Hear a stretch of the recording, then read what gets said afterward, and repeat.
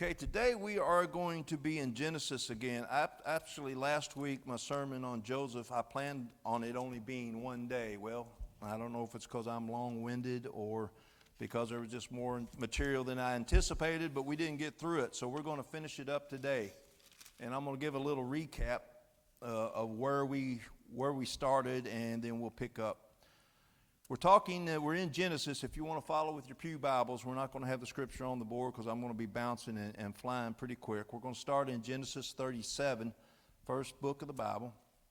This is the story of Joseph, one of the sons of Jacob, also named Israel. God changed his name to Israel as he has changed many names. That's where the Hebrews got the name of their people, the Israelites, comes from that name.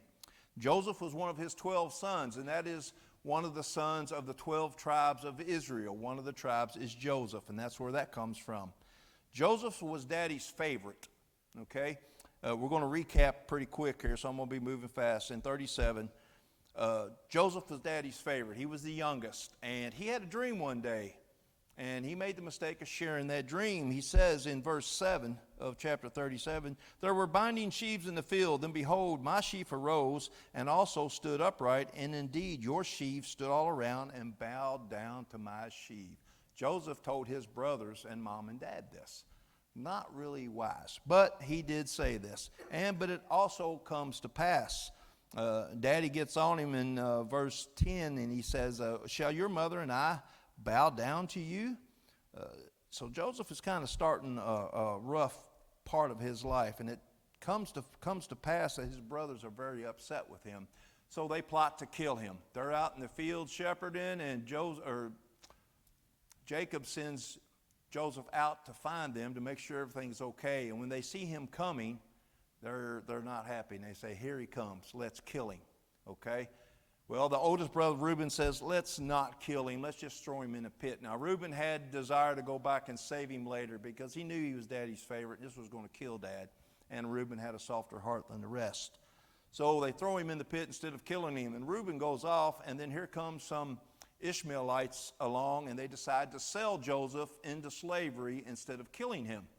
So they sell him off into slavery instead of killing him. Reuben comes back. He's gone. He weeps because he can't take the kid back to Daddy.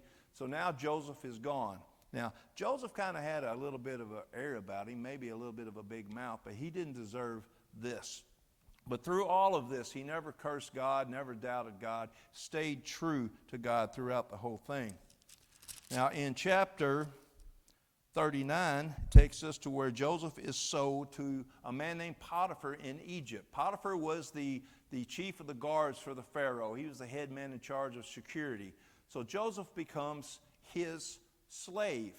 Now, everything Joseph did was blessed because God was with him and he worshiped God. So as Potiphar's slave, Potiphar saw that everything he did turned out great. Everything he touched was like gold. So Potiphar puts him in charge of everything in his house. You run it all. You do it all. And so Joseph did that and was doing a great job.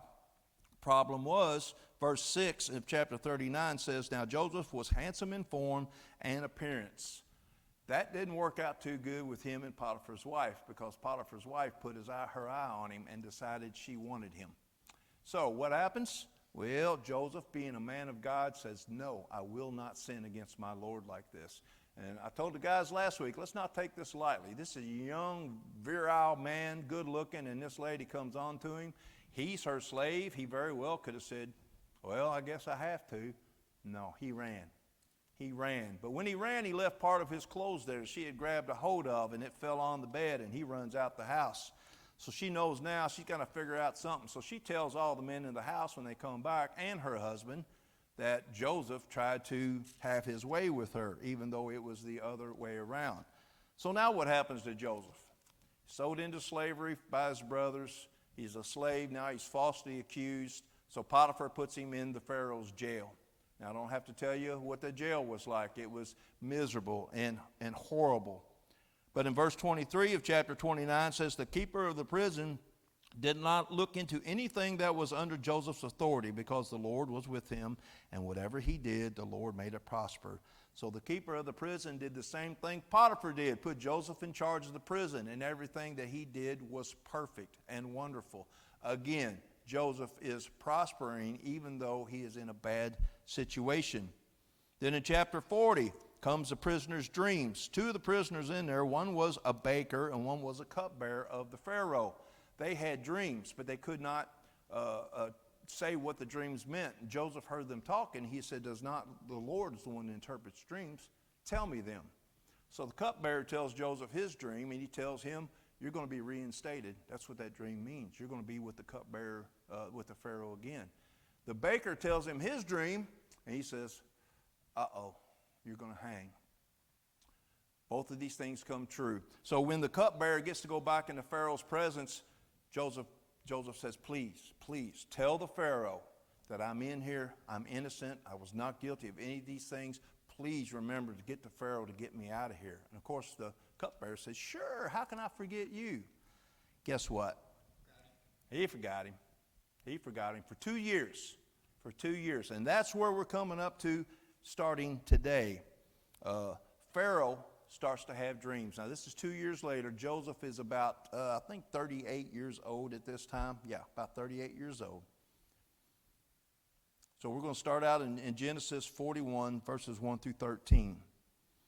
Then it came to pass at the end of 2 full years, that's the 2 full years Joseph has still been in prison, the cupbearers have been back, that Pharaoh had a dream, and behold, that he stood by the river. Suddenly there came up out of the river 7 cows, fine looking and fat, and they fed in the meadow. Then behold, 7 other cows came up after them out of the river, ugly and gaunt, and stood by the other cows on the bank of the river.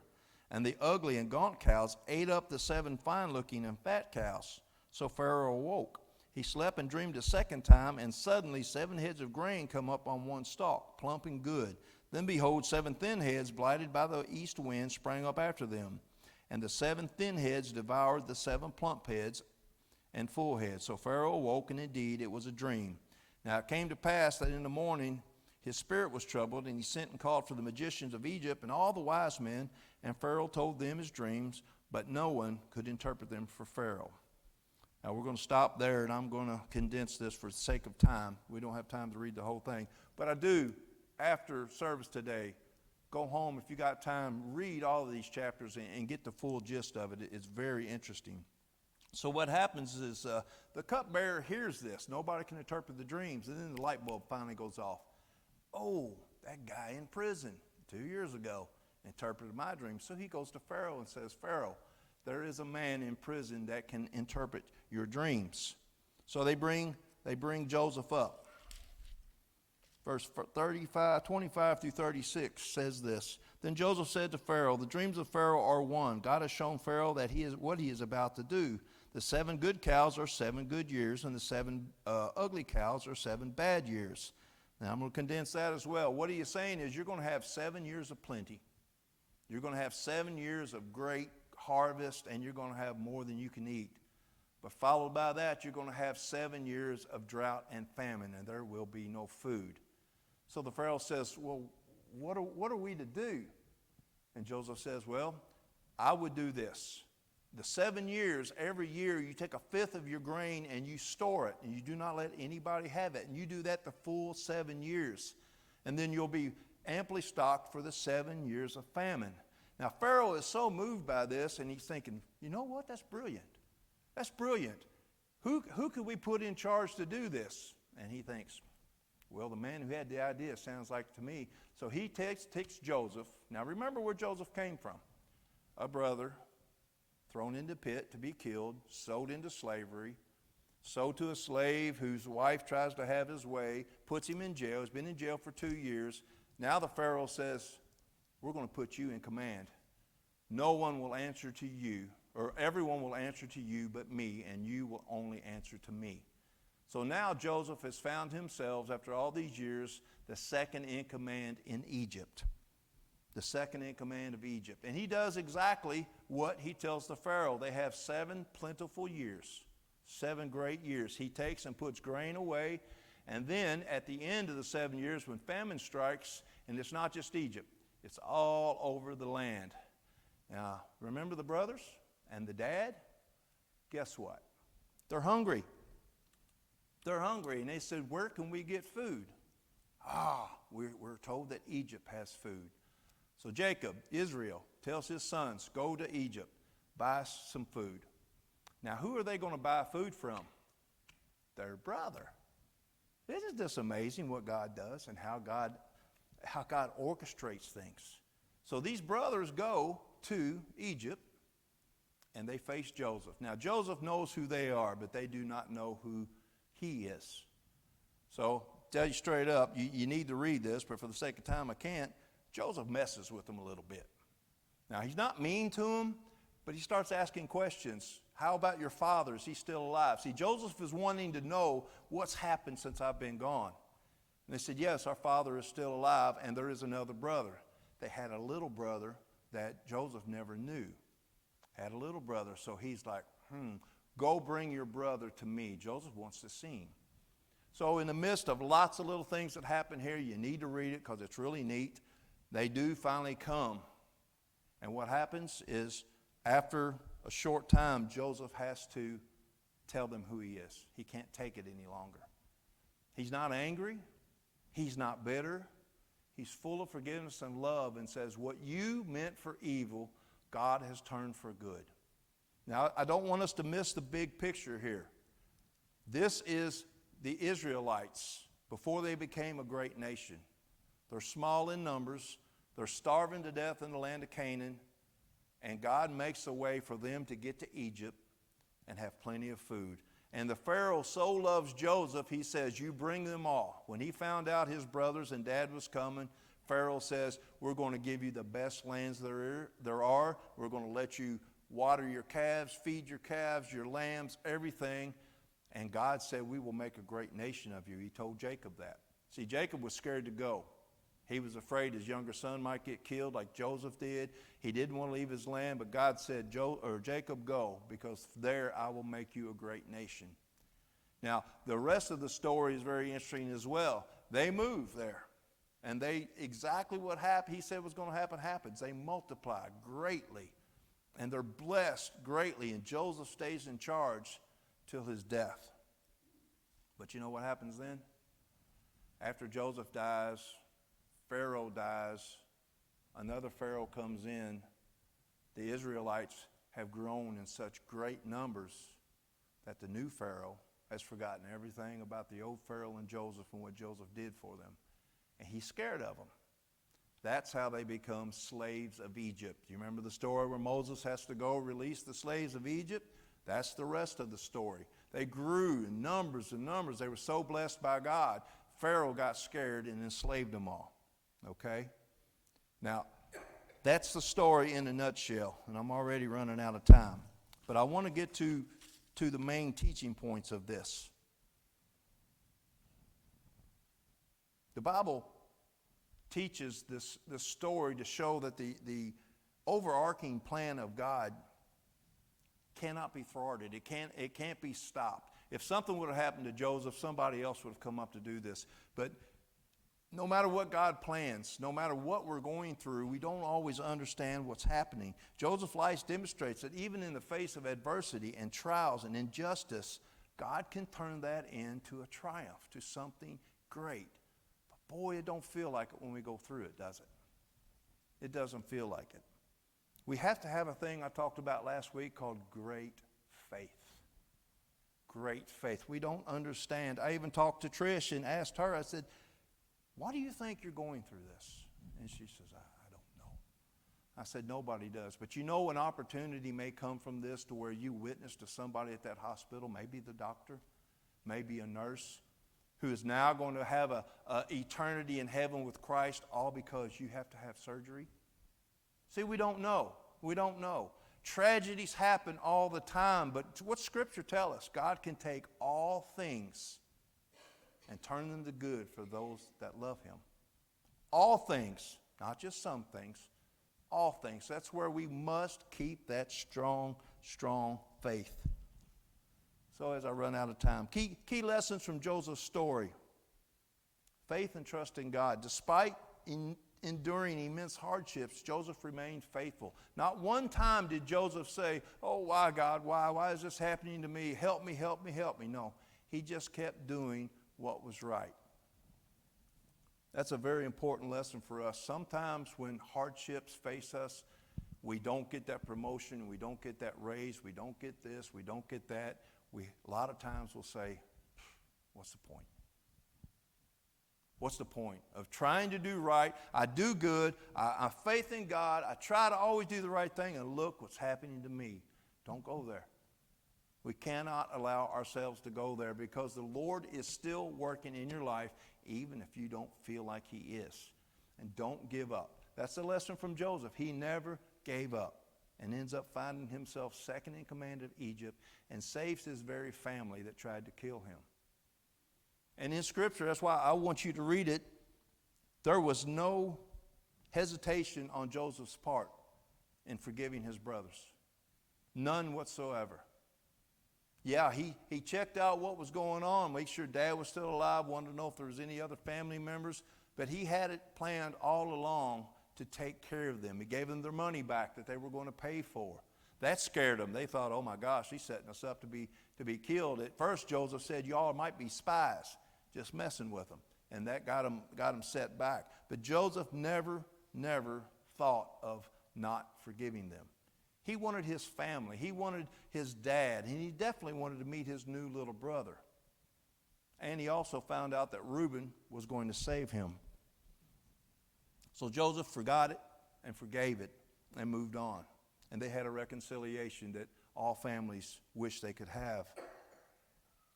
Another thing this shows us is God's sovereignty, showing that even negative events, horrible things sometimes can happen, and we can't see any good in them, but good can come from them because God is sovereign in everything, even the bad things.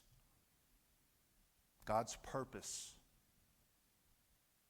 It's so hard sometimes to see God's purpose in our lives. We don't understand what is going on. I could tell you many stories in my life that led me to here that I did not have a clue that was what was going on. Not a clue. But He made it all work out to where I was going to serve Him.